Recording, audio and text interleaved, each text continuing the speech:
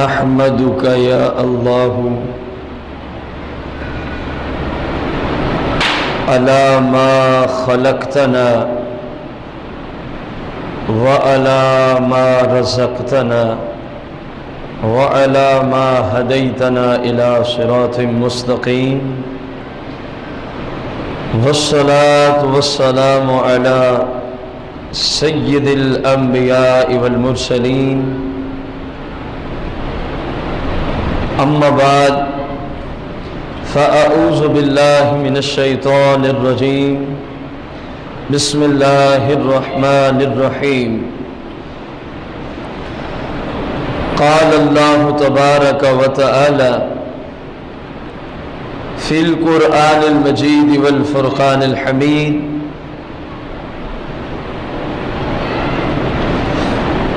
كذلك يجزي الله المتقين الذين تتوفاهم الملائكة الطيبين آمنت بالله صدق الله العظيم وصدق رسوله النبي الكريم قال الله تبارك وتعالى في القرآن المجيد والفرقان الحميد في شان حبيبه عليه الصلاة والتسليم إن الله وملائكته يصلون على النبي يا أيها الذين آمنوا صلوا عليه وسلموا تسليما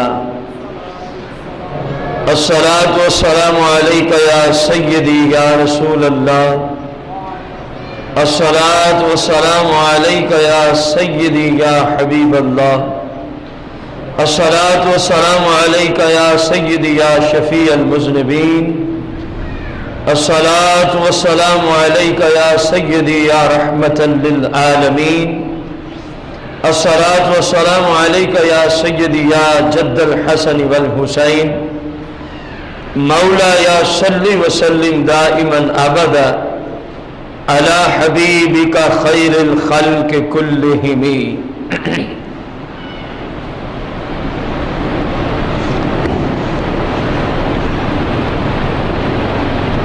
احباب ذی وقار، آج کے ہمارے جمعۃ المبارک پر جو ہمارے بیان کا موضوع ہے اختیارات مصطفیٰ کریم صلی اللہ علیہ وآلہ وسلم اور انبیاء علیہم الصلاۃ کے اختیارات کے سلسلہ میں یہ ہماری آج کی پہلی قسط ہوگی۔ احباب ذی وقار، یہ مسئلہ یاد کرنے کے قابل ہے۔ سب سے پہلے یہ سمجھنا ہوگا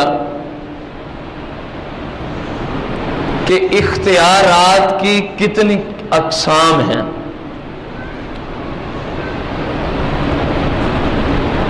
اللہ تبارک و تعالیٰ کی توفیق سے میں کہتا ہوں، اور توفیق اللہ ہی کی طرف سے ہے۔ احکام الہی دو قسموں پر ہیں۔ احکام الہی کتنے قسموں پر ہیں؟ دو قسموں پر ہیں۔ ایک تکوینیہ، پہلی قسم احکام الہی کی تکوینیہ، اور دوسری قسم تشریعیہ۔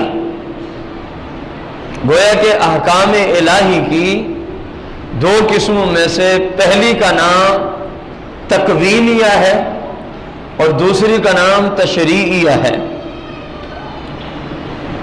ہر ایک کی تعریف کہ احکام تکوینیہ کس چیز کا نام ہے، کس بات کا نام ہے۔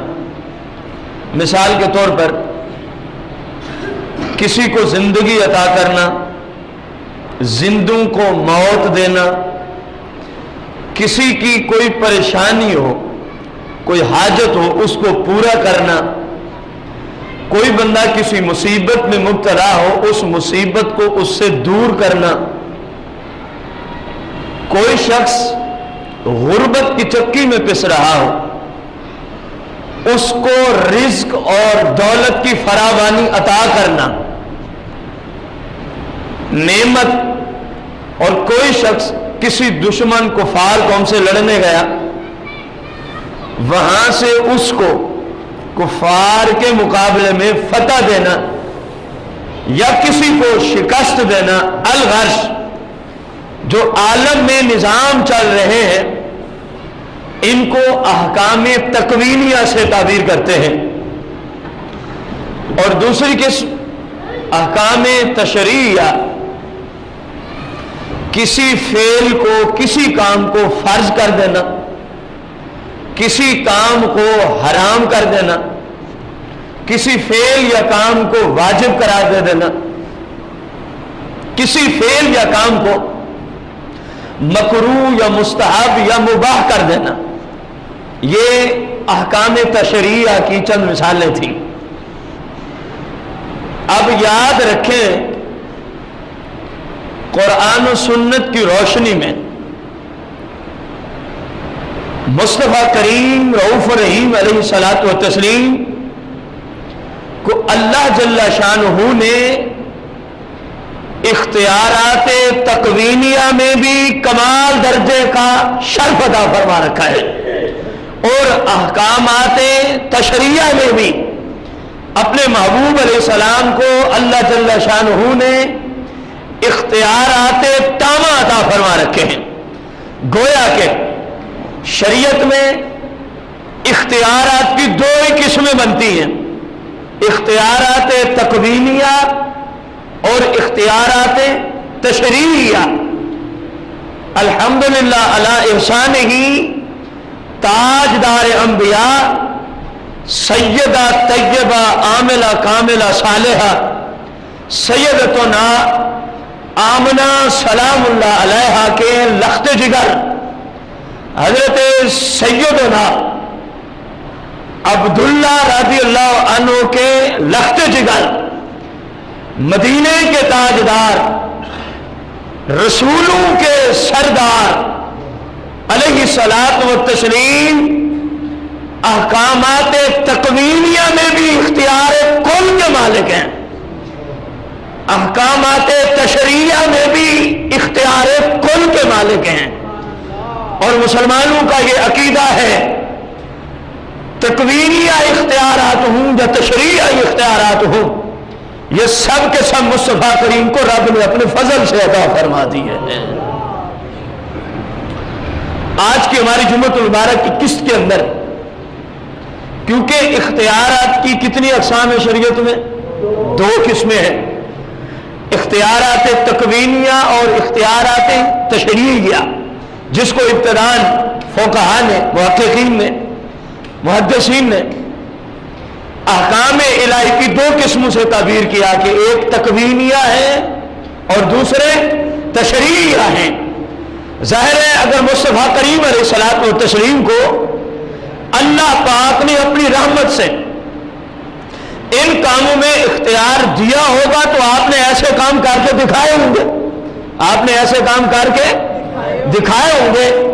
اگر اختیار نہیں ہوگا تو آپ ایسے کام کر کے دکھا بھی، اور میں نے آتے ہی دعویٰ کیا کہ مصطفیٰ کریم علیہ الصلاۃ والتسلیم کو یہی مسلمانوں کا سچا دین ہے، یہی قرآن و سنت سے عقیدہ ملتا ہے، جس کو ہم انشاءاللہ آقا کریم علیہ السلام کے فیضان کرم سے کئی قسطوں کے بعد اس ساری باتوں کو ہم ضمن میں لائیں گے کہ مصطفیٰ کریم اختیارات تکوینیہ بھی رکھتے ہیں، مصطفیٰ کریم اختیارات تشریعیہ بھی رکھتے ہیں۔ اسی ضمن میں ہماری آج کی قسط میں جو ہم مثالیں پیش کریں گے قرآن و سنت کی روشنی میں، وہ اختیارات کی پہلی قسم پر ہوں گی، گویا اختیارات تکوینیہ پر۔ کون سے اختیارات پہ ہماری کلام ہوگی آج کے جمعۃ المبارک کے خطبہ میں؟ پہلی قسم اختیارات کی اختیارات تکوینیہ پر، کہ عالم کا جو نظام چل رہا ہے، کیا اللہ تبارک و تعالیٰ کے سوا اللہ کی عطا سے کوئی اور بھی اس طرح کرتا ہے نظام کو چلانے میں معاملات، یا نہیں کرتا؟ جس کی میں نے آپ کو مثال کے اندر سمجھایا قضاء حاجت، مصیبتوں کو دفع کرنا، بیماریوں کو دفع کرنا، غریبوں کو امیر کر دینا، ذلت والوں کو عزت عطا کر دینا، اسی طرح زندہ کو مردہ کر دینا اور مردہ کو زندہ کر دینا۔ رسول کریم رؤوف رحیم علیہ الصلوۃ والتسلیم پر اترنے والی مقدس کتاب قرآن مجید فرقان حمید میں اللہ تبارک و تعالی ارشاد فرماتا ہے فالمدبرات امرا، فالمدبرات امرا۔ غور کریں، اللہ پاک فرما رہا ہے مجھے قسم ہے ان مقبول بندوں کی، فالمدبرات امرا، مجھے قسم ہے ان مقبول بندوں کی جو کاروبار عالم کی تدبیر کرتے ہیں، جو نظام کو چلانے کی کیا کرتے ہیں؟ تدبیر کرتے ہیں۔ اور فرمایا فالمدبرات، فالمدبر نہیں ہے، یاد رکھیں یہ جملہ انتہائی اہم ہے، اس میں کوئی شک نہیں کہ مدبر حقیقی وہ وحدہ لا شریک ہے، مدبر حقیقی وہ وحدہ پورے عالم کا جو نظام چل رہا ہے اس کی تدبیریں کرنے والا ذاتی طور پہ اللہ وحدہ لا شریک ہے۔ لیکن جو ہمارا عقیدہ ہے مسلمانوں کا سچا عقیدہ وہ ہے اللہ کی عطا سے اللہ کے بندے بھی تدبیریں کرتے ہیں، اللہ کی عطا سے اللہ کے بندے بھی، اللہ ذاتی طور پہ اور اللہ کے نیک بندے اللہ کی عطا سے کرتے ہیں۔ گویا تدبیریں کرنے میں رب کسی کا محتاج نہیں ہے، اور انبیاء اور رسول و فرشتے عالم کے اندر جو تدبیریں کرتے ہیں یہ تدبیر کرنے میں اپنے رب کے کیا ہے؟ محتاج ہیں۔ دیکھیں کام ایک ہی ہے، اللہ بھی کر رہا ہے اور اللہ کے مقبول بندے بھی کر رہے ہیں، لیکن کرنے میں فرق ہے۔ رب کرتا ہے کسی کا محتاج نہیں ہے، مقبول بندے کرتے ہیں اپنے رب کا محتاج ہو کر۔ اب غور کریں، ایک ہستی وہی کام کر رہی ہے لیکن وہ کسی کا محتاج، دوسرا بھی وہی کام کرتا ہے لیکن وہ اللہ کا کیا ہے؟ تو بتائیے یہ آپس میں برابر ہو سکتے ہیں؟ تو پھر کیسے شرک آئے گا؟ جب برابری اٹھ گئی تو شرک ختم ہو گیا۔ پھر قرآن میں شرک کی تعلیمات تو نہیں دی گئی نا، چلو وہ بات بھی کسی کی سمجھ میں نہ آئے تو قرآن تو شرک کی بنیادیں اکھیڑنے کے لیے آیا ہے نا۔ قرآن ہمیں شرک سکھاتا، قرآن یہ نہیں کہتا کہ تم مشرک بن جاؤ، بلکہ قرآن تو مشرک لوگوں کو موحد بننے کی کیا دیتا ہے؟ دعوت و فکر دیتا ہے۔ اب دیکھیں اللہ نے فالمدبرات جمع کا صیغہ فرمایا، امرا فرمایا جو میرے مقبول بندے عالم کا نظام، عالم کے کاروبار میں تدبیریں کرتے ہیں، رب فرماتے ہیں مجھے ان مقبول بندوں کی قسم ہے، مجھے ان مقبول بندوں کی کیا ہے؟ قسم ہے۔ غور کریں، اللہ جل مجدہ قرآن مجید فرقان حمید میں ایک اور جگہ ارشاد فرماتا ہے ان الذین توفتہم الملائکہ، بے شک وہ لوگ جنہیں موت دی فرشتوں نے، جنہیں موت دی، احکامات تکوینیہ میں سے ہے کسی کو موت دینا، کسی کو، ابھی پیچھے آپ احکامات تکوینیہ کی تعریف میں سنا ہے کہ کسی کو موت دینا، کسی کو، اب دیکھیں یہ تکوینی امور میں سے ہے لیکن رب کو قرآن کہہ رہا ہے ان الذین توفتہم الملائکہ، بے شک وہ لوگ جن کو موت دی، کنوں نے؟ فرشتوں نے۔ تو قرآن کہہ رہا ہے فرشتے تکوینی احکامات میں عمل کرتے ہیں اور موت دیتے ہیں، اور موت دیتے ہیں۔ معلوم ہو گیا کہ اللہ کے مقبول بندے احکامات تکوینیہ میں اللہ جل شانہ کی عطا سے معاملات کرتے ہیں، معاملات کرتے ہیں۔ تو جب کرتے ہیں تو ان کو اس بات کا کیا دیا گیا؟ اختیار، جیسے کہ آگے آج اس کے مثالوں سے انشاءاللہ مسئلہ واضح ہو جائے گا۔ اسی طرح اللہ جل شانہ قرآن میں اور جگہ فرماتا ہے جاءتہم رسلنا یتوفونہم، اور ان کے پاس ہمارے بھیجے ہوئے فرشتے مراد ہیں آئے اور ان کو موت دی. ان کو کیا دی؟ ان کو موت دینے کے لیے آئے. اب موت کی نسبت اللہ کے سوا کن کی طرف ہو رہی ہے؟ کہ فرشتے موت دیتے ہیں. فرشتے کیا دیتے ہیں؟ حالانکہ حقیقت میں ذاتی طور پہ موت دینے کا مالک کون ہے؟ اللہ وحدہ لا شریک ہے. لیکن اس نے اپنی عطا سے، اپنے فضل سے، اپنے کرم سے اپنے مقبول بندوں کو یہ اختیار دے دیا ہے کہ جاؤ فلاں کو موت دے کے اور میں تمہیں یہ اختیار دیتا ہوں. میں تمہیں یہ کیا دیتا ہوں؟ اختیار دیتا ہوں. اسی طرح اللہ جل شانہ ایک اور جگہ ارشاد فرماتا ہے کذالک یجزی اللہ المتقین الذین تتوفاہم الملائکۃ طیبین. اور بے شک اللہ تبارک و تعالی ایسا ہی بدلہ دیتا ہے پرہیزگاروں کو. ایسا ہی بدلہ دیتا ہے پرہیزگاروں کو جنہیں فرشتے موت دینے آتے ہیں. کون سی حالت میں؟ طیبین. وہ پرہیزگار پاکیزہ حالت میں ہوتے ہیں. جب فرشتے موت دینے آتے ہیں وہ کس حالت میں ہوتے ہیں؟ نیکیوں کی حالت میں ہوتے ہیں، اچھے اعمال کرنے والے ہوتے ہیں، اچھے عقائد کو ماننے والے ہوتے ہیں. تو پھر جن کے عقائد بھی اچھے اور جب موت آئی اعمال بھی اپنی زندگی میں اچھے، تو اللہ فرمایا ایسے متقیوں کو ہم بڑی اچھا صلہ دیں گے، بڑی اچھی اپنی طرف سے ہم ان کی حوصلہ افزائی فرمائیں گے. کیوں؟ کہ عقیدہ بھی ٹھیک تھا اور عمل بھی قرآن و سنت کے مطابق کرتے تھے. اور عمل بھی قرآن و سنت کے. ان چند آیات بینات سے آپ کو اس بات کی سمجھ آ چکی ہوگی کہ موت دینا کام کس کا ہے ذاتی طور پہ. حالانکہ قرآن کہہ رہا ہے کہ موت کون دینے آتے ہیں؟ فرشتے دینے آتے ہیں. ایک جانب عقیدہ ہے کہ اللہ جل شانہ موت دیتا ہے، اور دوسری جانب قرآن ہمیں کہہ رہا ہے کہ فرشتے کیا دینے آتے ہیں؟ موت دینے آتے ہیں. تو پھر کیا کہیں گے؟ اللہ پاک موت دیتا ہے. موت دینے میں وہ کسی کا، بولے نا، موت دینے وہ کسی کا، موت دینے کا ملکہ جو رب کے پاس ہے، جو طاقت اور قدرت اللہ کی جناب میں، اللہ کی بارگاہ میں ہے، جس طرح اس کی شان کے لائق ہے، جس طرح اللہ پاک کی شان کے لائق ہے. کیونکہ ہمارے پاس وہ الفاظ نہیں کہ ہم کمزور قسم کے لوگ ہیں، انتہائی کم نالج رکھنے والے لوگ ہیں.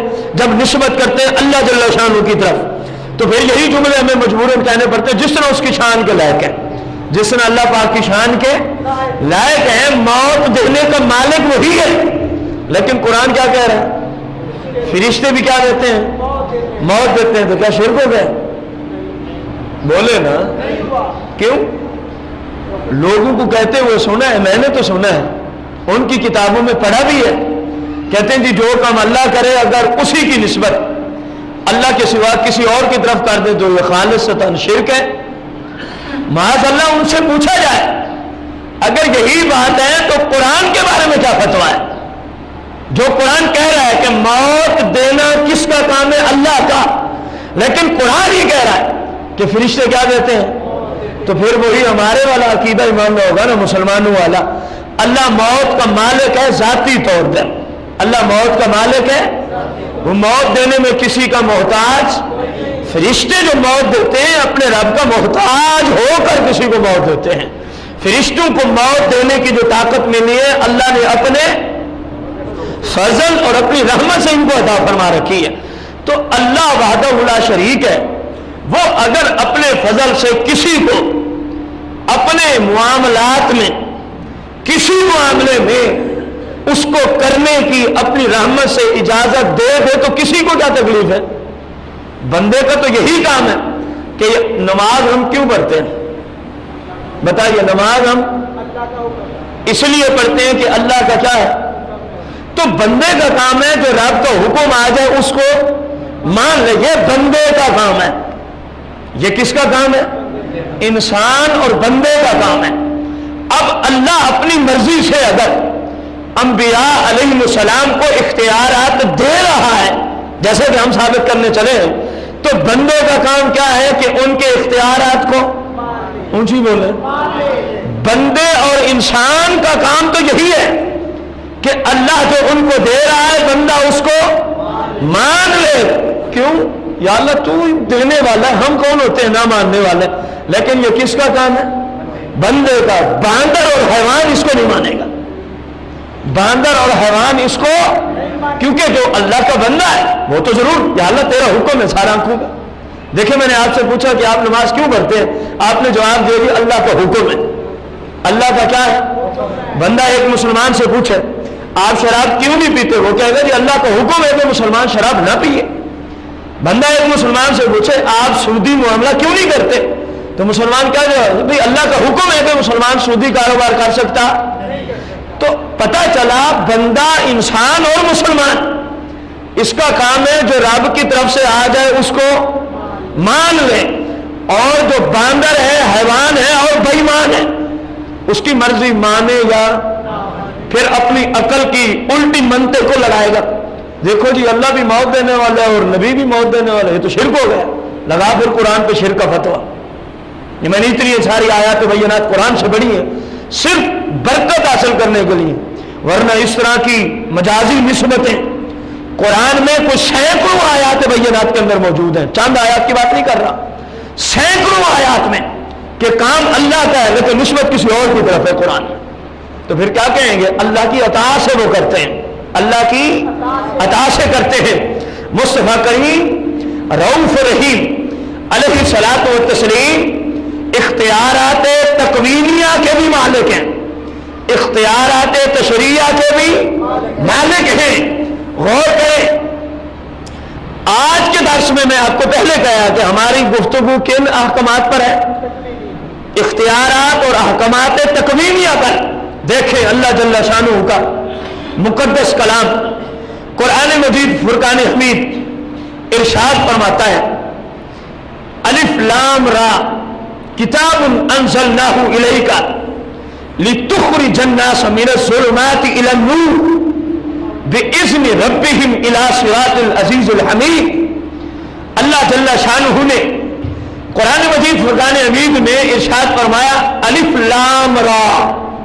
الف حروف مقطعات میں سے اس کا معنی بھی یہی، الف لام را کتاب انزلناہ الیک.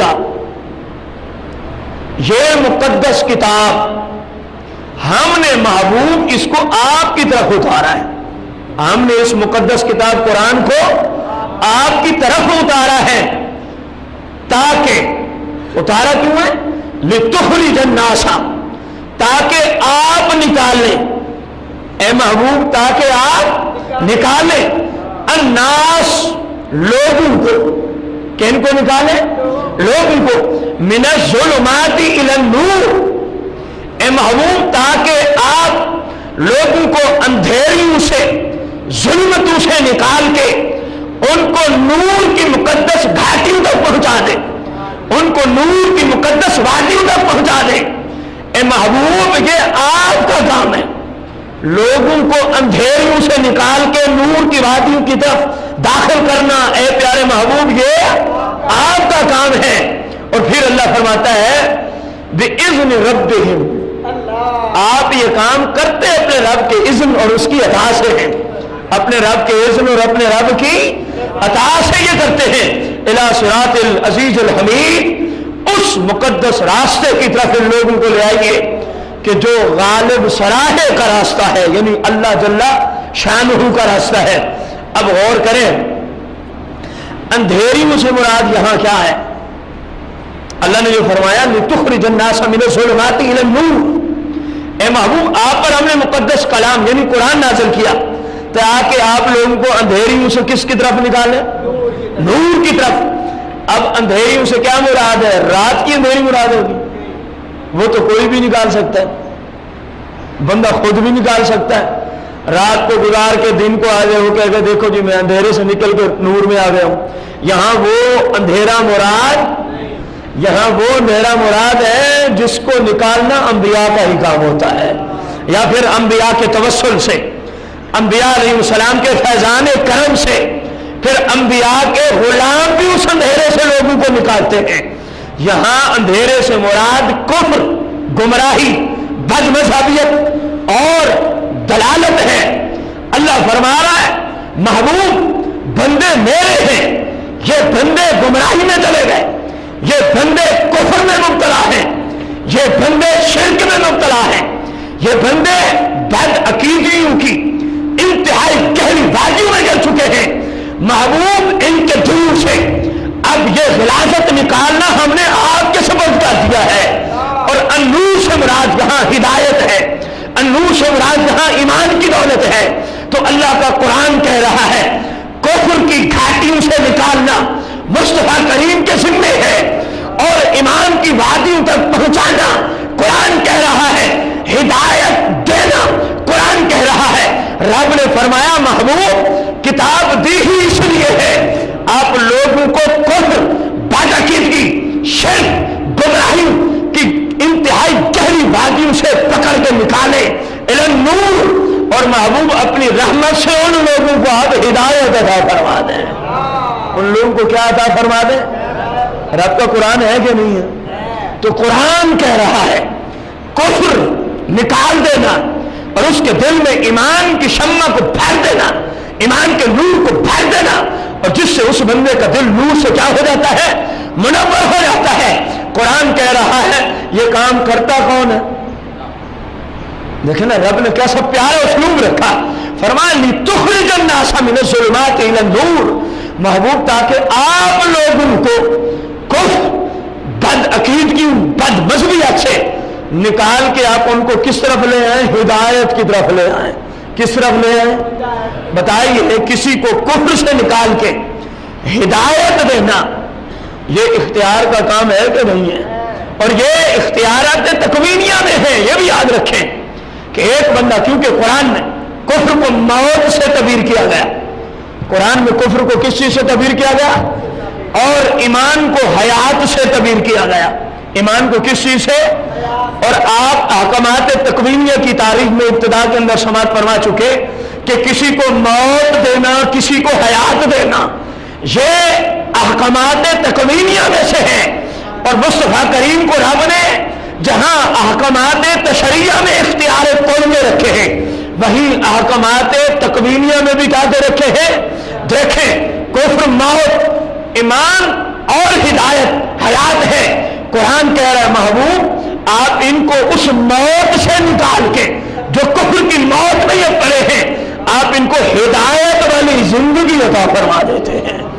آپ ان کو کیا عطا فرما دیتے ہیں؟ ہدایت والی زندگی عطا فرما دیتے ہیں. ہاں قرآن نے بھی بات وہی کی جو الحمدللہ صحیح مسلمانوں کا عقیدہ ہے کہ بِإِذْنِ رَبِّهِمْ، آپ یہ کام کرتے ہیں اپنے رب کی اجازت سے، اپنے رب کی. اور میں نے آپ کو ابتداءً کہا کہ مصطفیٰ کریم علیہ السلام احکامات تکوینیہ میں بھی مختار کل ہے، احکامات تشریعہ میں بھی مختار کل ہیں، لیکن مختار ہونے میں آپ اپنے رب کے کیا ہیں؟ محتاج ہیں. کیونکہ یہ ساری طاقتیں مصطفیٰ کریم کو رب نے اپنے فضل سے عطا فرما رکھی ہیں. اللہ جل شانہ نے اپنے محبوب کو اپنے فضل سے عطا فرما رکھی ہے. رسول کریم رؤوف الرحیم علیہ الصلاۃ والتسلیم کا اسی معاملے میں احادیث کی روشنی میں جو پہلی حدیث مبارکہ ہے، امام ابو داؤد میں سیاستہ میں سے ایک ہے، یہ کتاب التتبع، اندر مختلف ہر حدیث کی کتاب مختلف باب ہوتے ہیں. تو آپ کی ابو داؤد کی کتاب التتبع میں حدیث نمبر 1320، حدیث نمبر کیا ہے؟ 1320، صفحہ 1321، مکتبہ دار السلام ریاض سعودیہ سے جو چھپی ہے. اب حدیث سماعت فرمائیں وہ حدیث کیا ہے. رسول کریم صلی اللہ علیہ وسلم کے ایک صحابی ہیں جن کا نام ہے ربیعہ بن کعب اسلمی.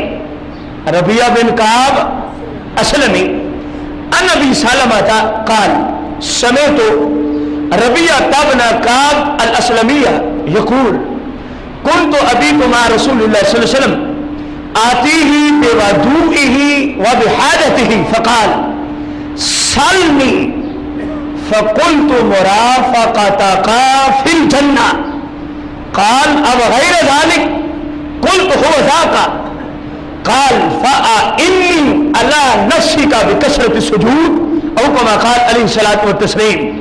اب غور کریں, حضرت ابو سلمہ رضی اللہ تعالی عنہ فرماتے ہیں سمیت ربیعہ ابن کعب الاسلمیہ, فرماتے ہیں میں نے ربیعہ جو بیٹے ہیں کعب اسلمی کے, میں نے ان سے سنا, انہوں نے مجھے یہ بات بتائی, انہوں نے مجھے یہ بات بتائی. کون سی بات؟ یقول, وہ کہنے لگے, یعنی حضرت ربیعہ کہنے لگے کون تو ابھی تو مع رسول اللہ صلی اللہ علیہ وسلم کہ میں نے ایک رات نبی علیہ السلام کے ساتھ گزاری. میں نے ایک رات, حضرت ربیعہ کہہ رہے ہیں کن کے ساتھ گزاری؟ مصطفیٰ کریم علیہ السلام کے ساتھ. آتی بے ودوئہ وبحاجتہ, حضرت ربیعہ کس کو بتا رہے ہیں؟ ابو سلمہ کو, کہ میں مصطفیٰ کریم علیہ السلام کے لیے کسی برتن میں کیا لے آیا؟ پانی لے آیا. کیا لے آیا؟ پانی لے آیا کہ مصطفیٰ کریم علیہ السلام اس سے طہارت فرمائے. اس غرض سے میں پانی لے آیا, وضو فرمائے, اس غرض سے میں آپ کی بارگاہ میں کیا لے آیا؟ بس حضرت ربیعہ کہتے ہیں جب میں وہ پانی کا برتن لے کے آپ علیہ السلام کی بارگاہ میں پہنچا تو آپ علیہ السلام کا وما ارسلناک الا رحمۃ للعالمین, رحمت والا دریا جوش میں آ جاتا ہے. رحمت والا دریا کس میں آتا ہے؟ حضرت ربیعہ کہتے ہیں فقال, آقا کریم نے مجھے فرمایا سلنی, اے ربیعہ تو مجھ سے مانگ میں تجھے عطا فرما دوں گا. اے ربیعہ تو مجھ سے مانگ میں تجھ کو سلنی. غور کریں, حضرت ربیعہ حضرت ابو سلمہ کو کہتے ہیں جب حضور علیہ السلام نے مجھے اختیار دے دیا کہ مجھ سے جو مانگنا ہے مانگ, میں تجھے دے دوں گا, میں تجھے دے دوں گا. فقلت, اب حضرت ربیعہ بتا رہے ہیں ابو سلمہ کو میں نے مانگا کیا ہے؟ مصطفیٰ کریم سے میں نے, کیونکہ یہ لوگ صحابہ تھے, مصطفیٰ کریم کے عشق والے لوگ تھے. دیکھیں اب اس کو محبوب علیہ السلام نے دونوں جہانوں میں سے مکمل اختیار دے دیا کہ جو مانگنا ہے مانگ, آمنہ کے لال تجھے دینے کے لیے تیار ہے. اب دیکھیں اس بندے نے مانگا کیا ہے؟ فقل, تو میں نے عرض کی مرافقتک فی الجنہ, اے اللہ کے محبوب میں آپ سے آپ کے ساتھ جنت میں محل مانگتا ہوں. جس جگہ آپ خود رہے جنت میں مجھے بھی وہی جگہ عطا فرما دیجیے.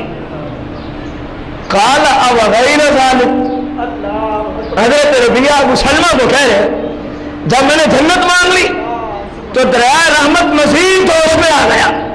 قال او غیر ذلک, فرمایا اے ربیعہ یہ تو ہو گیا, جنت تو تجھے میں نے عطا کر دی اور وہ بھی اپنے محلے میں عطا کر دی.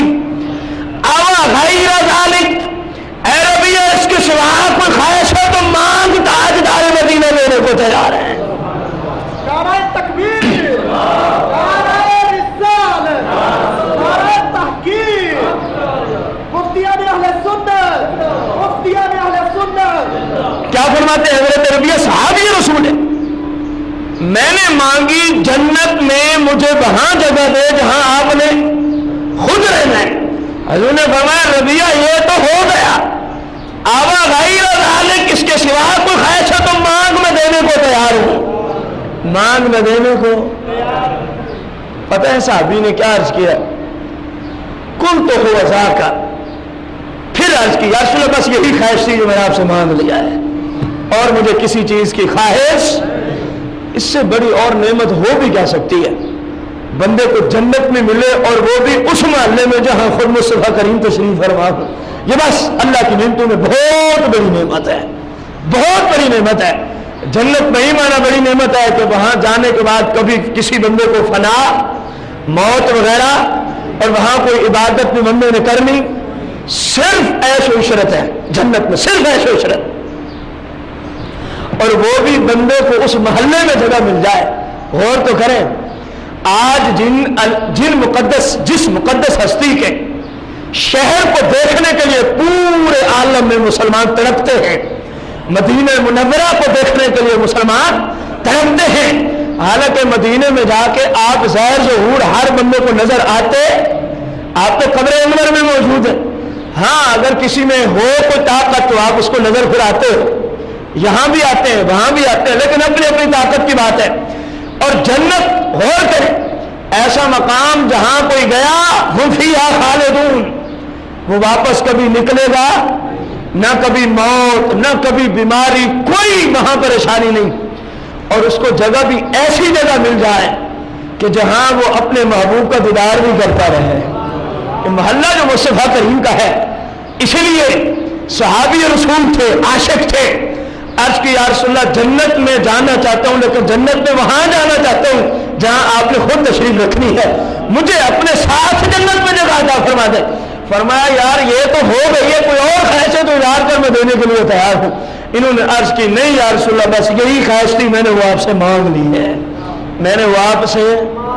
مصطفیٰ کریم علیہ السلام نے فرمایا قال، پھر آپ نے ارشاد فرمایا فَإِنِّي عَلَى نَفْسِكَ بِكَثْرَةِ السُّجُودِ، اے ربیہ جنت میں نے تجھے دے دی ہے اور جہاں خود جانا ہے اس کی جگہ سے دے دی ہے، لیکن یاد رکھنا اپنے آپ پر سجدوں کی کثرت لازم پکڑ لے، سجدوں کی کثرت لازم پکڑ کے تو میری اس معاملے میں مدد کرتے رہنا۔ فَإِنِّي، سجدوں کی کثرت کر کے میری اس معاملے میں تو نے کیا کرنی ہے، مدد کرتے رہنا ہے۔ اب غور کریں اس حدیث شریف سے کتنے سارے مسائل ہمیں معلوم ہو رہے ہیں۔ مصطفیٰ کریم علیہ الصلوۃ والتسلیم کی بارگاہ قدسیہ میں جب ربیہ گئے کس غرض سے کہ میں آج کی رات حضور علیہ السلام کے ساتھ گزاروں گا اور دیکھوں گا رات کو کیا کیا معاملات ہوتے ہیں، کس کس طرح آپ اٹھ کے عبادت کرتے ہیں، اور حضور علیہ السلام کے لیے ربیہ کیا لے کر ہے، پانی، اور وہ بھی کس کام کے لیے، طہارت وضو کے لیے۔ غور کریں حضور علیہ السلام کی بارگاہ میں جو آپ کا غلام آپ کے وضو کے لیے پانی لے آئے، آپ اس کے وضو کے پانی پہ اتنا خوش ہوتے ہیں، فرمایا تیرے لے آنے پہ ہم اتنا خوش ہو گئے، اب تم مانگ کیا مانگتا ہے؟ تو جو حضور علیہ السلام کے وضو کے لوٹے اٹھانے والے ہیں، پانی کے برتن اٹھانے والے ہیں، مصطفیٰ کریم نے اپنے اختیارات کو استعمال کرتے ہوئے ان کو جنت میں اپنے ساتھ کیا عطا فرما دی، جگہ عطا فرما دی۔ نمبر 2، الشیخ عبدالحق محدث دہلوی، الامام المحدث ملا علی قاری رحمہ اللہ، ان دونوں محدثین نے اس حدیث پہ کلام کیا۔ کلام کیا کیا؟ سالنی پہ کلام کیا۔ کون سے جملے پہ کلام کیا؟ الشیخ عبدالحق محدث دہلوی رحمۃ اللہ تعالی علیہ اور الامام المحدث ملا علی قاری رحمۃ اللہ تعالی علیہ نے سالنی پہ کلام کیا۔ غور کرنا ان دونوں نے اس پہ کیا کلام کیا؟ محدثین فرمانے لگے کہ دیکھو حضور علیہ السلام نے فرمایا سالنی، سال تو مانگ نی مجھ سے۔ دیکھیں جب بھی کوئی بندہ کسی سے مانگتا ہے تو یہاں 3 باتیں پائی جاتی ہیں۔ نمبر 1 مانگنے والا سائل، نمبر 2 جس سے مانگا جا رہا ہے مسئول ان، جس سے مانگا جا رہا ہے، اور تیسری کون سی چیز ہوتی ہے کہ کیا مانگنا ہے وہ بھی بتا۔ یہاں پر کتنی چیزوں کا ذکر آیا ہے؟ فقط 2 کا۔ اصول عام بندوں کے لیے یہ ہے کہ ایسے معاملے میں کتنی چیزوں کا ذکر ہوتا ہے؟ مانگنے والے کا، جس سے مانگا جا رہا ہے اس کا، اور جو چیز مانگ رہا ہے۔ لیکن یہاں کتنی چیزوں کا ذکر آیا؟ ایک مانگنے والے کا اور دوسرا دینے والے کا ہے، تیسری چیز کا ذکر محدثین نے فرمایا کیوں نہیں آیا؟ وجہ یہ ہے کہ رب نے دونوں جہانوں میں، دونوں جہانوں کی ہر چیز کا مصطفیٰ کریم کو مالک بنا دیا ہے، اختیار دے دیا ہے۔ اس لیے آپ نے کسی ایک چیز کا نہیں فرمایا کہ فلاں چیز مانگ تو میں دے دوں گا، فرمایا دونوں جہانوں کی چیزوں کا مالک میں ہوں، ربیہ تو جو مانگے گا میں دینے کے لیے تیار ہوں۔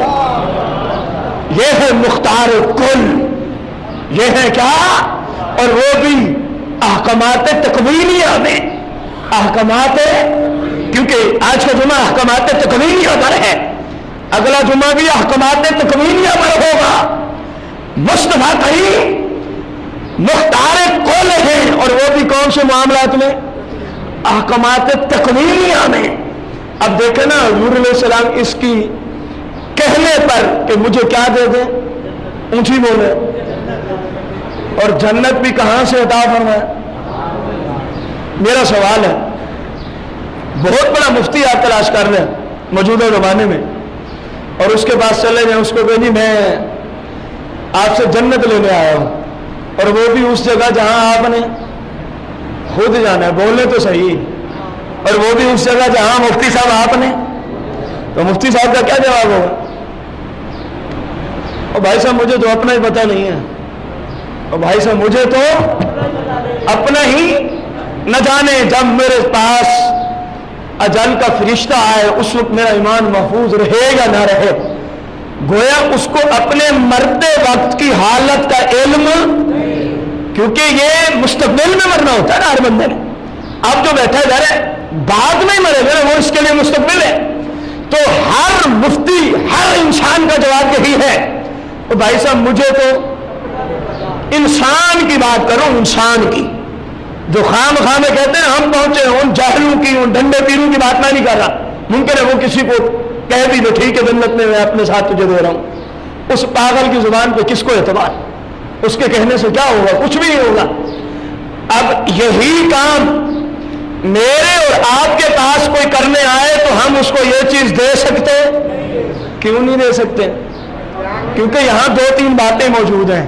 نمبر ایک، ہم تو اس کو یہ بھی نہیں کہہ سکتے کہ بھائی صاحب آپ جنت میں جائیں گے، اپنا ساتھ تو دور کی بات ہے، ہاں امید اور چیز ہے، کنفرم کر دینا اور بات ہے۔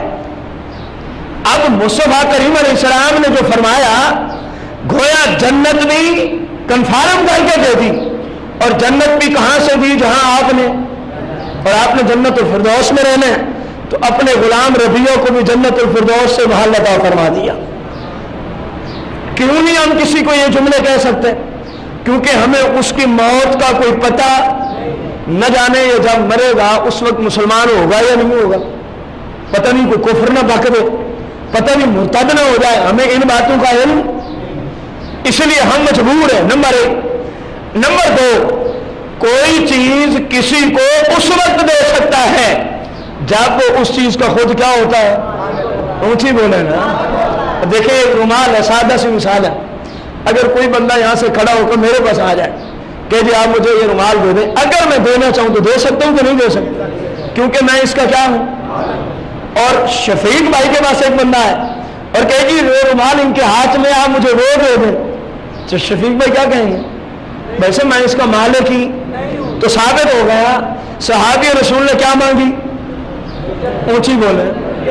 تو مصطفیٰ کریم اگر جنت کے مالک نہ ہوتے، اگر جنت کے مالک، آپ فرماتے بھائی تو مجھ سے وہ مانگتے جو میرے اختیار میں ہی نہیں ہے، جس کا میں مالک ہی نہیں ہوں۔ آپ نے یہ جملے فرمائے، آپ نے فرمایا وہ تو ہو گیا ہے، تجھے جنت میں محل بھی میں نے دے دیا، اور دیا بھی اس محلے سے ہے جس میں میں نے خود رہنا ہے۔ اب غیر ذالک کوئی اور ایسے تو وہ بھی مانگ، آج رہا رحمت جوش میں آیا ہوا ہے۔ حضرت ربیہ کہتے ہیں یا رسول اللہ بس اتنے کافی ہے، آپ نے جو دے دی جنت اور وہ بھی اپنے ساتھ، اس سے بڑی میرے نزدیک اور کوئی نعمت ہے؟ تو پتہ چلا اللہ کی عطا سے مصطفیٰ کریم علیہ الصلوۃ والتسلیم جنت کے کیا ہیں، اونچی بولے ہیں۔ اور جو کسی چیز کا مالک ہوتا ہے وہ اس میں اختیار بھی رکھتا ہے، وہ اس چیز میں، اب میرے آقا کی مرضی ہے، جس کو چاہے جنت عطا فرما دے، جس کو چاہے جنت سے دور کر دے، ہے مرضی کے نہیں ہے۔ اور یہ میرا عقیدہ نہیں ہے، صحابہ کا بھی یہی عقیدہ ہے، صحابہ کا بھی دیکھنا اس صحابی نے فوراً، اگر اس کا یہ عقیدہ نہ ہوتا، فوراً کہتا یا رسول اللہ آپ مجھے وہ چیز کیسے دے سکتے ہیں جس کے آپ خود مالک ہی نہیں ہیں۔ اگر صحابی کو اس بات کا، اس کا عقیدہ نہ ہوتا، صحابہ نہ رکھتے کہ حضور جنت کے کیا ہیں، تو اس نے پوچھنا تھا کہ نہیں پوچھنا تھا؟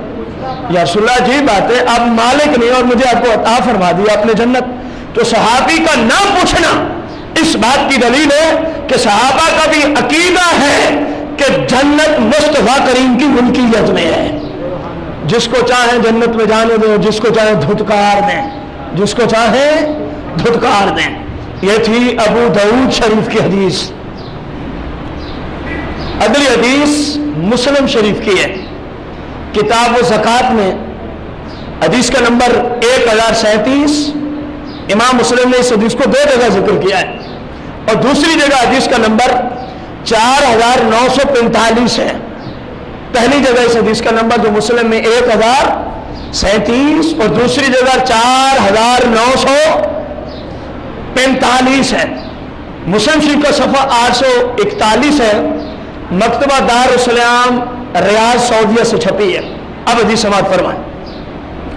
فإن عمر رضی اللہ عنہ کان یخیف الناس فی اللہ عز وجل وسمعت رسول اللہ صلی اللہ علیہ وسلم وهو يقول من يرد الله به خيرا يفقهه في الدين وسمعت رسول الله صلی اللہ علیہ وسلم انما انا خازن فمن آتيته عن طيب نفس فمبارك له فيه ومن آتيته عن مسألة وشاره كان كالذي يأكل ولا يشبع او كما قال علیہ الصلوۃ والتسلیم۔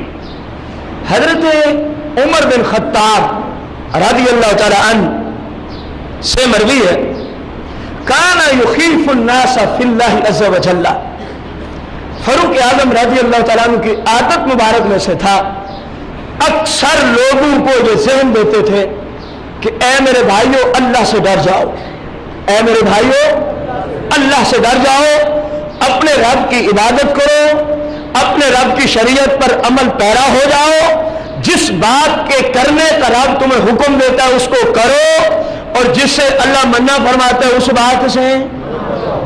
یہ حضرت عمر بن خطاب رضی اللہ تعالیٰ اکثر لوگوں کو اس طرح کے خطبے دیا کرتے تھے۔ آپ فرماتے ہیں سمعت رسول اللہ صلی اللہ علیہ وسلم، میں نے حضور علیہ السلام سے خود سنا ہے۔ فاروق اعظم کیا فرما رہے ہیں؟ میں نے حضور علیہ السلام سے خود سنا ہے۔ کیا فرمایا حضور علیہ السلام نے؟ وہ یقول، آپ فرما رہے تھے من یرد اللہ بہ خیرا یفقہہ فی الدین۔ غور کرنا، حضور علیہ السلام نے فرمایا کہ اللہ فرماتا ہے کہ میں اپنے بندوں میں سے جس بندے کے ساتھ بھلائی کا ارادہ کر لیتا ہوں، اللہ اپنے بندوں میں سے جس بندے کے ساتھ کس چیز کا ارادہ فرما لیتا ہے؟ بھلائی کا ارادہ کر لیتا ہوں، تو اللہ فرماتا ہے، محبوب علیہ السلام نے فرمایا یفقہہ فی الدین، میں اس کو اپنے دین کی سمجھ بوجھ اور اپنے دین کا علم عطا فرما دیتا ہوں، اپنے دین کا کیا عطا فرما دیتا ہوں۔ تو پتہ چلا حدیث کے ان جملوں سے بندہ مسلمان ہونے کے بعد اگر دیکھنا چاہے کہ رب کا مجھ پر بھلائی کی دنیا میں کتنا کرم ہے، تو اپنے آپ کو دیکھیں میں حلال و حرام کے کتنے مسائل جانتا ہوں، میں رب کی شریعت کے احکامات کے کتنے تک جانتا ہوں۔ تو جتنا زیادہ اللہ دین کا کسی کو علم دے اتنا زیادہ اللہ اس کے ساتھ بھلائی کا ارادہ فرمائے ہوئے ہوتا ہے، اتنا ہی زیادہ اللہ اس کے ساتھ بھلائی کا۔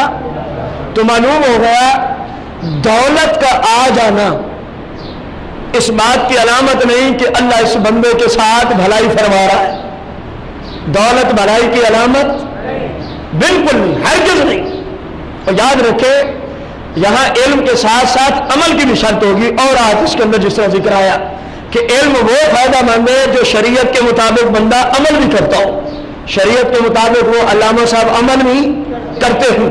تو ہم سب کو معلوم ہو گیا کہ اللہ جس کے ساتھ بھلائی کا ارادہ فرماتا ہے تو اس کو کیا عطا فرماتا ہے؟ شریعت کا علم عطا فرما دیتا ہے۔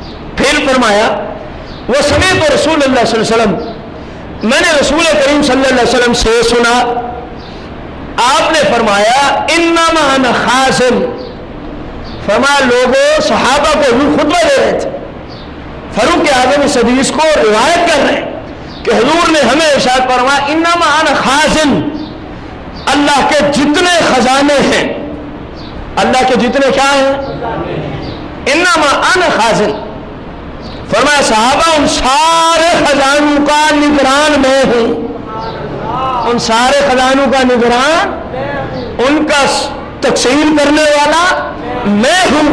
پھر ساتھ فرمایا فمن آتیتہ عن طیب نفس فمبارک لہ فی، فرمایا میں جس کو اپنی خوشی سے عطا کر دوں، اپنی خوشی سے عطا کر دوں، فمبارک لہ فی، تو میرا رب اس کے مال میں مزید برکتیں عطا فرما دیتا ہے، مزید برکتیں عطا فرما دیتا ہے۔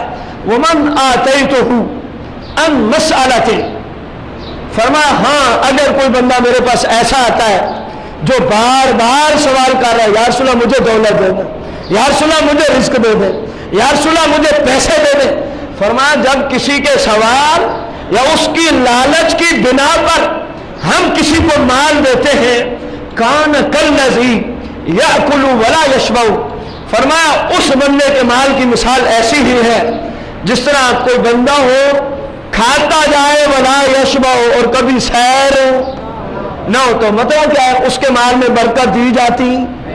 تو اب اس حدیث سے ہمیں کیا معلوم ہوا؟ سیاستہ کی مسلم سے کہ رب کے جتنے خزانے ہیں ان کا نگران میں ہوں، حضور فرما رہے ان کا نگران، تو جس کو چاہتا ہوں عطا کر دیتا ہوں، جس کو چاہتا ہوں۔ اور احکامات تکوینیہ کی تعریف میں ہم آپ کو عرض کر رہا ہے، کسی غریب کو روزی دے کے امیر کر دینا، یہ بھی احکامات تکوینیہ ہیں۔ گویا محبوب علیہ السلام کو اللہ پاک نے اپنے سارے خزانوں کا کیا بنا دیا؟ مالک، اونچی بولے، مزید اونچی بولے، مالک بنا دیا۔ اور بتائیے جس کو مالک بنا دیا جاتا ہے اس کو یہ ساتھ سختی کی جاتی ہے، آپ اس میں اختیار نہیں رکھتے، بس اس کو دیکھتے رہیں، فائدہ کیا پھر مالک بنانے کا؟ بھائی جس کو کسی چیز کا مالک بنایا جاتا ہے اس کو اس چیز میں اختیارات بھی دیے جاتے ہیں، یہ بھی ساتھ کہہ دیا جاتا ہے مالک بھی آپ ہیں، جس کو چاہیں تقسیم بھی آپ نے کرنا ہے۔ جس طرح کہ آگے حدیث ہے رسول کریم صلی اللہ علیہ وسلم، یہ اگلی حدیث مسلم شریف کتاب و زکوٰۃ میں اس حدیث کا نمبر 2399 ہے۔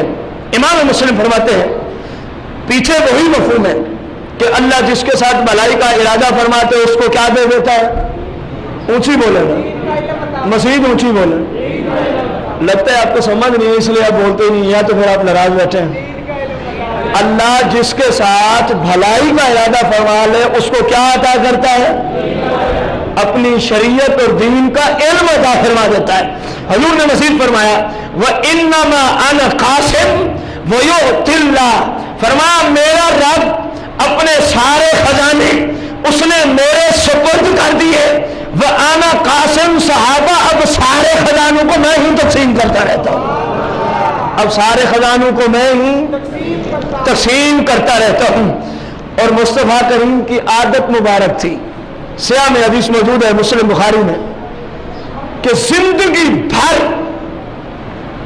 جب بھی کوئی مسلم آپ سے مانگنے آیا کبھی ایسا نہ ہوا کہ آپ نے کہا ہو کہ میرے پاس نہیں میں تجھے دیتا نہیں، حتیٰ کہ یہاں تک روایات ملتی ہیں آپ کے پاس بسا اوقات ایسی حالت میں بھی مانگنے والے آئے کہ آپ کے پاس اس وقت ظاہری طور پہ کوئی چیز موجود، آپ نے قرض لے کر اس مانگنے والے کو عطا فرمایا، اس مانگنے والے کو۔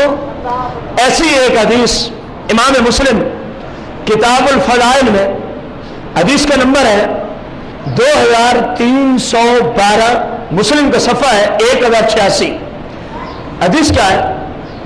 حضرت حمید موسیٰ بن انس سے روایت کرتے ہیں قال ما سئل رسول اللہ صلی اللہ علیہ وسلم علی الاسلام شیئا الا آتوا قال فجاءه رجل فآتاه غنما بین جبلین فراجع الى قومه فقال یا قوم اسلموا فإن محمدا صلی اللہ علیہ وسلم یؤتی عطاء لا یخشی الفاقۃ.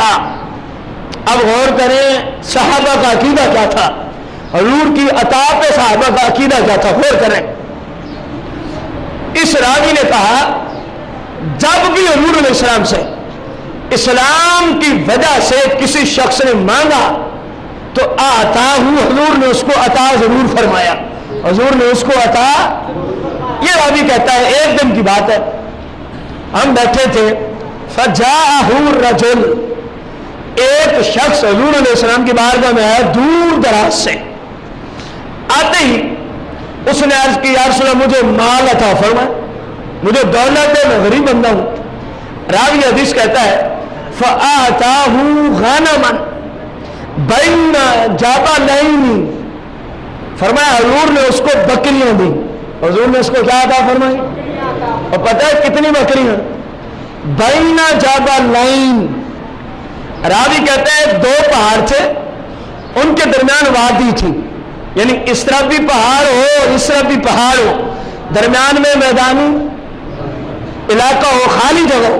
راوی کہتا ہے اسی طرح مکے میں دو پہاڑ تھے, ان کے درمیان خالی جگہ تھی. اس وادی میں جتنی بکریاں تھیں حضور نے سب کے سب اس سائل کو عطا فرما دی. تعداد کا ذکر نہ کیا. راوی حدیث نے صحابی نے یہ کہا کہ غنمن بینا جبلین, دو پہاڑوں کے مابین جتنی تھی اللہ کے محبوب نے سب کے سب اس سائل کو دے دی. اور یہ سائل مسلمان تھا. حضور کے زمانے میں جو مسلمان ہوتا وہ کون کیا بنتا, صحابی رسول. اب اس صحابی کا عقیدہ سنیں. فراجع الی قومی, یہ اپنے قبیلے میں اپنی قوم کی طرف واپس لوٹ گیا. جناب بہت ساری بکریاں ساتھ لیے ہوئے, اور جب وہاں پہنچا پتہ ہے کیا اعلان کر رہا تھا. آج اگر کوئی کہے حضور سے میں مانگتا ہوں تو کچھ لوگ اس بندے پر مشرک ہونے کا کیا لگا دیتے ہیں, اونچی بولے. ان شرک کے ٹھیکیداروں سے پوچھئے پھر صحابہ پہ کیا فتویٰ ہے, سنیے اس بندے کا اعلان. جب واپس گیا اپنی قوم کو پکار پکار کے کہہ رہا ہے یا قومی اسلمو یا قومی اسلمو, اے میری قوم والو جو ابھی تک اسلام نہیں لائے, میرا مشورہ ہے اسلام قبول کر لو. میرا مشورہ ہے اسلام. کیوں, انہوں نے پوچھا کیوں, کہنے لگا فإن محمدًا صلی اللہ علیہ وسلم یؤتی عطاء لا یخشی الفاقۃ. فرمایا تمہیں کیا پتا, جس مقدس ہستی نے اسلام کی دعوت دینا شروع کر رکھی ہے, میں آج ان سے مانگنے گیا, وہ اپنے مانگنے والوں کو اتنا دیتے ہیں, اتنا دیتے ہیں لا یخشی الفاقۃ, پوری زندگی بندے کو غریب ہونے کا خوف ہی نہیں ہوتا. فإن محمد صلی اللہ علیہ وسلم یؤتی لا یخشی الفاقۃ, بے شک محمد اتنا دیتے ہیں, محمد اتنا امیر کرتے ہیں, محمد اتنی دولت دیتے ہیں, لا یخشی الفاقۃ, پوری زندگی بندہ دوبارہ غریب ہوتا. اب اس صحابی پہ کیا فتویٰ ہے جو کہہ رہا ہے کہ مصطفیٰ کریم اتنا دیتے ہیں کہ بندہ دوبارہ غریب. آج کوئی مانگے تو مشرک اور صحابی رسول کیا بنا پھر, تو پتہ چلا کہ جملے بولنا شریعت کے خلاف ہیں, یہ جملے بولنا شریعت کے خلاف ہیں. مصطفیٰ کریم رؤوف رحیم علیہ الصلوۃ والتسلیم کا اختیارات تکوینیہ میں آج کے دن میں یہ آخری بات ہے. مصطفیٰ کریم صلی اللہ علیہ وسلم نے یہ کتاب صحیح بخاری کتاب الرکات میں حدیث کا نمبر 6509 ہے, 6509 ہے, جس کا مفہوم ہے حضور نے فرمایا لم یقبض نبی قط حتی یارا مقعدہ من الجنہ ثم یخیر. فرمایا آج تک کسی نبی کی بھی روح قابض نہیں ہوئی مگر اس سے پہلے. صحیح بخاری کی حدیث کتاب الرکات میں روح نبی کی قابض کرنے سے پہلے اللہ پاک اس نبی کو جو جنت میں اس کا محل ہوتا ہے وہ دکھاتا ہے. جو جنت میں محل ہوتا ہے نبی کا اللہ اس کو وہ دکھاتا ہے. ثم یخیر. پھر اللہ فرماتا ہے اے میرے پیغمبر دنیا میں مزید رہنا ہے تیری مرضی, تیرے لیے محل یہ ہے, اگر ادھر آنا ہے تب بھی تیری مرضی. ثم یخیر. پھر اللہ اپنے نبی کو کیا دیتا ہے؟ اختیار دیتا ہے. اگر چاہو تو دنیا میں رہو, اگر چاہو تو میرے پاس آ جاؤ. مصطفیٰ کریم کی حدیث کس کتاب میں موجود ہے؟ صحیح بخاری شریف میں کتاب الرکات میں, اور حدیث کا نمبر 6509. حضور فرماتے ہیں ہر نبی کو روح کے قابض ہونے سے پہلے اللہ اس کا جنت میں کیا دکھاتا ہے؟ ثم یخیر. پھر اللہ فرماتے ہیں آپ کو اختیار ہے, چاہیں تو دنیا میں رہیں چاہیں تو. اسی پر مسلم کی حدیث کہ اختیار پھر نبیوں نے لاگو بھی کیا یا نہ کیا. اللہ کے پاک پیغمبر جناب موسیٰ علیہ السلام جو انتہائی غصے میں مساوقات ادا جایا کرتے تھے, آپ نے اپنے اس اختیار کو کس طرح لاگو کیا؟ صحیح مسلم میں کتاب الفضائل میں حدیث کا نمبر ہے 2372. 2300 مسلم کے صفحہ 1094 ہے. حدیث کے راوی حضرت ابو ہریرہ رضی اللہ عنہ قال ارسل ملک الموت الی موسیٰ علیہ السلام. اللہ نے جناب اسرائیل کو کن کی طرف بھیجا؟ سیدنا موسیٰ علیہ السلام کی بارگاہ. فلما جاؤ سقہ ففقہ این. جب وہ آیا نا جناب اسرائیل موسیٰ علیہ السلام کے پاس روح قابض کر رہی ہے, موسیٰ علیہ السلام نے تھپڑ مارا ہے اسرائیل کے منہ پر. کیا مارا ہے؟ اب ممکن ہے کسی بھائی کو میری یہ بات, یہ عجیب بات ہے بھائی صاحب, آپ کے محبوب کی حدیث عجیب ہے تو مصطفیٰ کریم کو بیان نہیں کرنی چاہیے تھی. پھر یہ عجیب نہیں, یہ مسلمانوں کے عقیدے کی معین بات ہے کہ نبی کو ہر چیز کا اختیار ہوتا ہے, حتیٰ کہ اسرائیل بھی آئے اور نبی کا ارادہ نہ ہو اتنا کہہ دیتے چلے جاؤ, چلا جاتا. لیکن کیا ان کے منہ پہ مارا؟ دیکھیں ان کے حدیث کے الفاظ سکتا ہوں, ان کے منہ پہ حضرت موسیٰ نے تھپڑ مارا. ففاقہ عینہ, اور آپ کے تھپڑ کے نتیجے میں اسرائیل کی آنکھ نکل گئی. کیا نکل گئی؟ اسرائیل کی آنکھ. فراجع الی ربہ فقال ارسلتنی الی عبد لا یرید الموت. اسرائیل آنکھ کو لیے اللہ کی بارگاہ میں چلا گیا. حضور صحابہ کو سنا رہے ہیں واقعہ, اور فرمایا صحابہ اسرائیل نے جا کر کہا فقال ارسلتنی, یا اللہ مجھے تو نے اس بندے کے پاس آج بھیجا ہے, الی عبد, ایسے بندے کے پاس. اب یہاں پر موصوف ہے گرامر کی روشنی میں, لا یرید الموت, جو مرنے کا ارادہ نہیں رکھتا تھا, جو مرنے کا ارادہ نہیں رکھتا تھا اس کی طرف بھیجا. قال فرد اللہ الی این. اللہ کے محبوب نے صحابہ کو فرمایا پھر اللہ نے اسرائیل کی آنکھ کو درست کر دیا. اللہ نے اسرائیل کی آنکھ کو درست کر دیا. وقال ارجع الی, فرمایا اب پھر جا. اسرائیل علیہ السلام پھر چل پڑے, اور اللہ نے فرمایا اب ایسے نہ جانا جیسے پہلے گیا تھا, اس طرح نہ جانا, اب یوں جانا جس طرح میں تجھے سمجھاؤں, اب یوں جانا. حضور نے فرمایا فقل لہو, اسرائیل جا کے میرے پاک پیغمبر کو کہنا, پہلے عرض کرنا, پہلے کیا کرنا؟ عرض کرنا. یادہ علی متن صور, میرے پاک پیغمبر کو کہنا اے جناب موسیٰ علیہ السلام ایک بیل کی پشت پہ آپ کیا رکھیں؟ اپنا مبارک ہاتھ, اور آپ کے ہاتھ کے نیچے اس بیل کے جتنے بال آئیں گے ہر ایک بال کے برابر, یعنی اگر 3000 بال آئے تو آپ کی مزید دنیا میں 3000 سال زندگی کیا ہو جائے گی؟ بڑھا دی جائے گی. جائیے اور اس طرح پیغام دینا. اسرائیل نے کہا یا اللہ پھر وہ کچھ پوچھیں گے تو صحیح. اللہ نے فرمایا ہاں پھر وہ پوچھے گا کہ اس کے بعد کیا ہوگا؟ تو کہہ دینا ہوگی پھر بھی موت، ہوگی پھر بھی آنا ہوگا اللہ کے جناب میں۔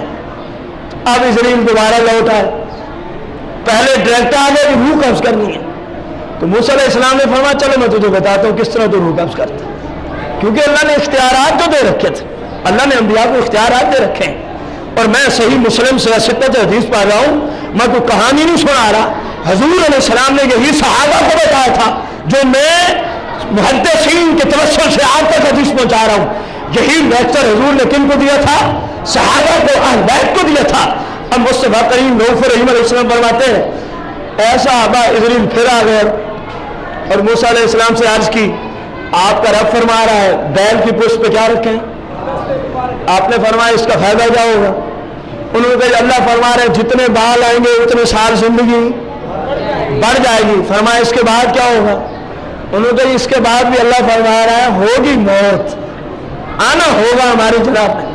جناب موسیٰ علیہ السلام نے فرمایا چلو پھر اب بھی ٹھیک ہے، چلو پھر ابھی ٹھیک ہے، چلو میں تجھے اجازت دیتا ہوں میری روح قبض کر لے، میں تجھے اجازت دیتا ہوں میری روح قبض کر لے۔ اوپر والی حدیث نے کہا کہ اللہ اپنے نبی کی روح قبض ہونے سے پہلے اپنے نبی کو جنت میں نبی کا کیا دکھاتا ہے دنیا میں؟ محل ثم یخیر، پھر اللہ اختیار دیتا ہے چاہیں تو دنیا میں رہ لو اور چاہیں تو ہمارے پاس جنت میں آ جائیں۔ اگلی حدیث میں اس کا پریکٹیکل کر کے دکھا دیا جناب موسیٰ علیہ السلام نے۔ آئے اسرائیل، فرمایا میں ابھی نہیں جانا چاہتا، تھپڑ مارا آنکھ نکال کے رکھ دی، پھر گئے پھر آئے، اور اللہ نے فرمایا اتنی لمبی زندگی اور عطا کر دی آپ کو۔ اللہ ناراض نہیں ہوا کہ میرا قاصد آیا تھا آپ نے تھپڑ مار دی، کیوں؟ اس نے اپنے فضل سے ہی تو انبیاء کو اختیارات دے رکھتے ہیں، پھر ناراضگی کس بات کی؟ انبیاء ہر چیز میں اختیار رکھتے ہیں، پھر اتنی زندگی اور بڑھا دی۔ موسیٰ علیہ السلام نے پوچھا اس کے بعد کیا ہوگا؟ انہوں نے کہا اب موت، اس کے بعد بھی کیا ہوگی؟ فرمایا چلو یار ٹھیک ہے تو ابھی روح قبض کر لے، ابھی میری روح کیا کر لے۔ تو قرآن کی ان آیات سے اور سیاستہ کی ان احادیث سے جن کا ذکر آج کے جمعۃ المبارک پہ ہوا، سمجھ میں آ گیا کہ اختیارات تکوینیہ بھی اللہ نے اپنے پاک پیغمبروں کو عطا فرمائے ہیں، اور خصوصاً مصطفیٰ کریم علیہ السلام کو عطا فرمائے۔ اختیارات تکوینیہ میں یہ پہلی قسط تھی، اگلے جمعۃ المبارک میں انشاءاللہ الرحمن اختیارات تکوینیہ، اختیارات کی دو قسمیں، تکوینیہ اور تشریعیہ۔ ابھی ہمارا کلام تکوینیہ پہ چلے گا کچھ قسطوں میں، اگلے جمعۃ المبارک پر اس کی انشاءاللہ دوسری قسط ہوگی۔ احباب سے اپیل ہے 12 بج کے تقریباً 50 منٹ پہ خطبہ شروع ہوتا ہے، آپ وقت مقررہ پر تشریف لایا کریں تاکہ زیادہ سے زیادہ دین سیکھنے کی اللہ تعالیٰ ہم سب کو توفیق دے، اور دین کو سیکھ کر اللہ تعالیٰ عمل کی سعادت عظمی عطا فرمائے۔ آمین بجاہ نبی الکریم رؤوف رحیم علیہ الصلوۃ والتسلیم۔